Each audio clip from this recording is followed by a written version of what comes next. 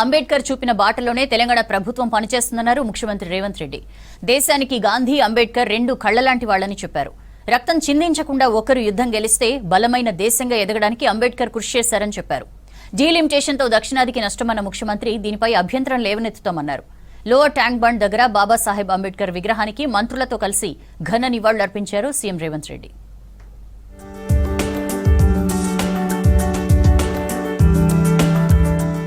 Doctor Babasaheb Ambedkar 135వ జయంతి వేడుకలు రాష్ట్ర వ్యాప్తంగా ఘనంగా జరిగాయి. మహానీయుడిని గుర్తు చేసుకుంటూ ఆయన విగ్రహాలకు నివాళులర్పించారు. లోయర్ ట్యాంక్ బండ్లోని అంబేద్కర్ విగ్రహం దగ్గర ముఖ్యమంత్రి రేవంత్ రెడ్డి నివాళులర్పించారు. ప్రభుత్వ ఆధ్వర్యంలో జరిగిన ఈ కార్యక్రమానికి మంత్రులు, దళిత సంఘాల నేతలు హాజరయ్యారు. సమాన అవకాశాలతో దేశాన్ని అభివృద్ధి పథంలో నడపవచ్చని అంబేద్కర్ మార్గదర్శనం చేశారని అన్నారు సీఎం రేవంత్ రెడ్డి. గాంధీ, అంబేద్కర్ దేశానికి రెండు కళ్లలాంటి వాళ్లన్నారు. రక్తం చిందించకుండా యుద్ధం గెలవచ్చని గాంధీ నిరూపిస్తే బలమైన దేశంగా భారత్ ఎదగడానికి అంబేద్కర్ కృషి చేశారని చెప్పారు. శాంతితోనే ఒక యుద్ధాన్ని గెలవచ్చు అని ప్రపంచ దేశాలకు చాటి చెప్పింది మహాత్మా గాంధీ గారైతే ఆ గొప్ప దేశాన్ని అద్భుతంగా పరిపాలించవచ్చు, ఆదర్శంగా అభివృద్ధి చెయ్యొచ్చు. ఒక మార్గదర్శనం చేసిన గొప్ప ప్రపంచ మేధావి డాక్టర్ బాబాసాహెబ్ అంబేద్కర్. డీలిమిటేషన్ లో దక్షిణాదికి అన్యాయం చేసే కుట్ర చేస్తున్నారన్నారు రేవంత్. కుటుంబ నియంత్రణ వల్ల దక్షిణాది రాష్ట్రాల్లో జనాభా తగ్గిందని, కేంద్రం ఆదేశాలు పాటించిన రాష్ట్రాలకు ఇప్పుడు అన్యాయం చేస్తున్నారన్నారు. మోదీ సర్కార్ డీలిమిటేషన్ చేస్తున్న తీరుతో తెలంగాణకు తీరని నష్టమని అభ్యంతరం లేవనెత్తుతామన్నారు రేవంత్. 10 ఏళ్ల బీఆర్ఎస్ విధ్వంసం 100 ఏళ్ల నష్టానికి దారితీసిందన్నారు రేవంత్. అంబేద్కర్ కలలను సాకారం చేసే దిశగా ప్రభుత్వం ముందుకెళ్తుందన్నారు. తెలంగాణ పబ్లిక్ స్కూల్ విధానంతో పిల్లల భవిష్యత్తు మారుతుందని చెప్పారు. దక్షిణాది రాష్ట్రాలకు అన్యాయం చేసే ప్రక్రియ చేపడుతున్నారు. ఒక్క రాష్ట్రంలోనే ఉత్తర భారతంలో 30 సీట్లు పెరిగితే మరి అక్కడున్న దళితులకు, గిరిజనులకు రిజర్వేషన్లు పెరగొచ్చు కాదంటలే. సీట్లు దక్కడం వల్ల దక్షిణాది రాష్ట్రాలలో ఉన్న దళితులకు, గిరిజనులకు, మహిళలకు నష్టం జరుగుతలేదా? మోదీ పాలనలో రాజ్యాంగం ప్రమాదంలో పడిందన్నారు రాష్ట్ర మంత్రులు. అంబేద్కర్ స్ఫూర్తితో కులగణన చేశామన్నారు. బడుగు బలహీన వర్గాల ఆశాజ్యోతి అంబేద్కర్ అని కొనియాడారు మంత్రులు. ఆయన ఆశయాల సాధనకు పనిచేయాల్సిన అవసరం ఉందన్నారు నేతలు.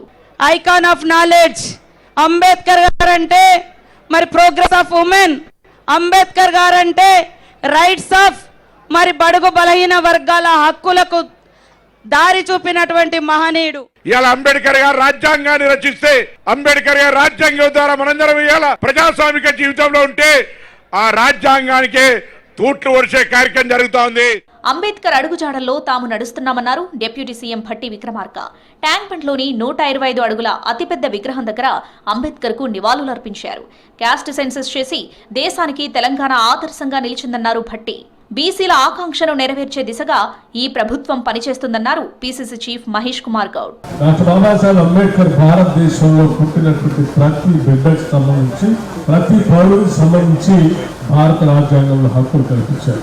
హిందూ మ్యారేజ్ కోడ్ బిల్లు స్వాతంత్రం రాకముందే బ్రిటిష్ వాళ్ళతో కొట్లాడి మహిళల కోసం ఆ బిల్లుని పార్లమెంట్ లో తీసుకొని వచ్చి వివిధ ప్రజానీకానికి న్యాయం జరగాలని ఆ దశగా ఈ రాష్ట్రంలో ఇచ్చిన సంక్షేమం ఇతర రాష్ట్రంలో లేదు అని చెప్పడానికి ఏమాత్రం అత్యర్థి కాదు. అంబేద్కర్ ఆశయాలకు అనుగుణంగా కాంగ్రెస్ ప్రభుత్వం పాలన సాగిస్తుందన్నారు మంత్రి వివేక్ వెంకటస్వామి. పెద్దపల్లి జిల్లా గోదావరిఖనిలో పర్యటించారు మంత్రి. అంబేద్కర్ జయంతి సందర్భంగా మున్సిపల్ కార్యాలయం సమీపంలోని అంబేద్కర్ విగ్రహానికి పూలమాల వేసి నివాళులర్పించారు వివేక్. కార్మికులకు 8 గంటల పనిదినంతో పాటు అనేక హక్కులను రాజ్యాంగంలో రూపొందించారని తెలిపారు. అంబేద్కర్ స్ఫూర్తితో కాకా వెంకటస్వామి సింగరేణి సంస్థను కాపాడి లక్షల మంది కార్మికులకు ఉపాధి కల్పించారని తెలిపారు మంత్రి వివేక్ వెంకటస్వామి.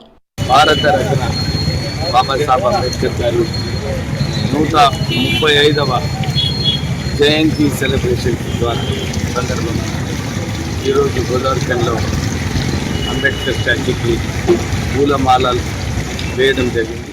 బాబాసాహెబ్ అంబేద్కర్ బాటలో ఈ ప్రభుత్వం ముందుకెళ్తుందన్నారు దళిత సంఘాల నేతలు.